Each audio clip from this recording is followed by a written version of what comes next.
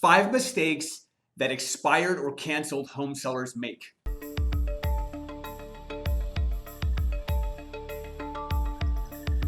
Hey guys, thanks for tuning back in. Today we're going to talk about mistakes that sellers that are trying to sell their home after they were unsuccessful the first time make, okay? And that's either a canceled listing or an expired listing.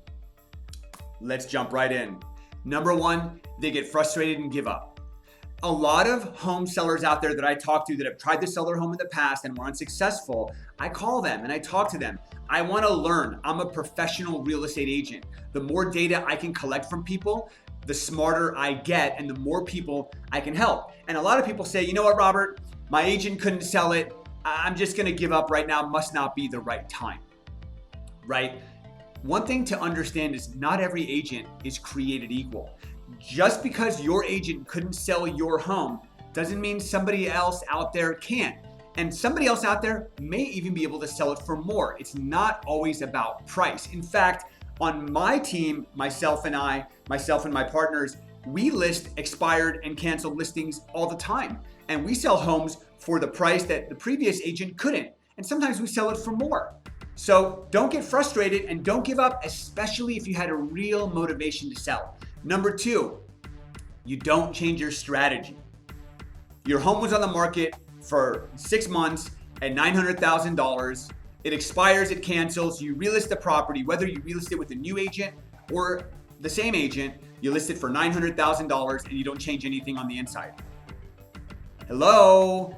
If it didn't sell in 6 months, what makes you think it's gonna sell in the next 2, 3, 4, or 6 months?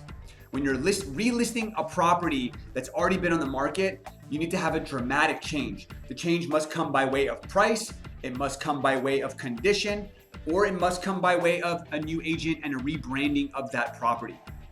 Number 3, not being open to interviewing new agents to get a different perspective.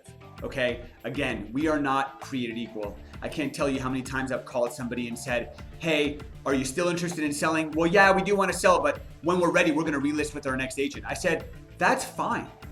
I'm not trying to take any business away from your agent, and I'm not trying to step on any toes in terms of your relationship. In fact, I value the fact that you're loyal to your agent, but you're selling the largest asset in your portfolio, most likely.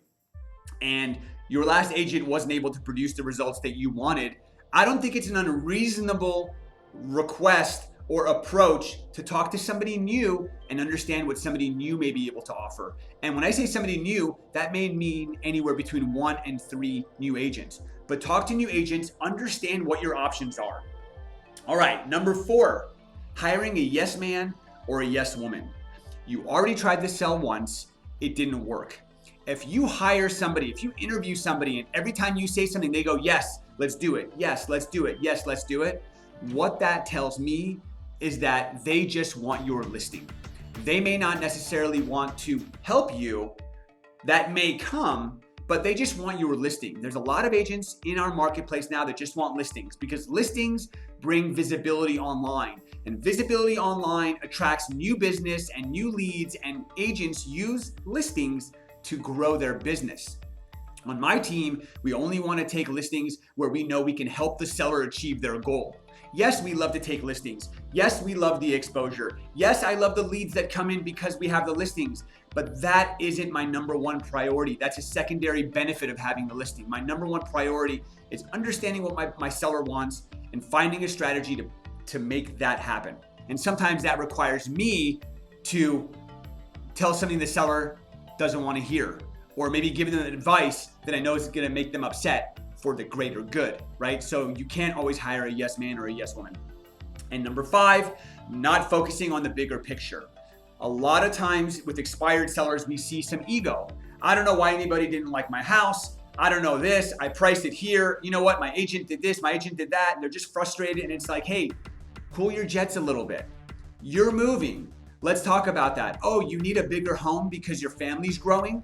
You're already feeling tight and cramped in this property?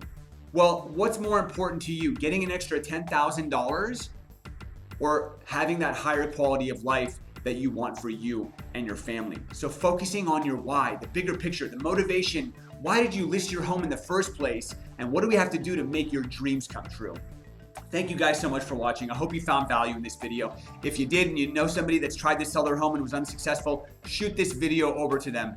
If you ever want me to talk about any video ideas in the future, send those my way. If you found this video on social media, show me some social media love. And if you've tried to sell your home in the past, you were unsuccessful, and you want to learn more about what my team and I do to get homes sold, I'd love to have the opportunity to chat with you. Until then, happy selling.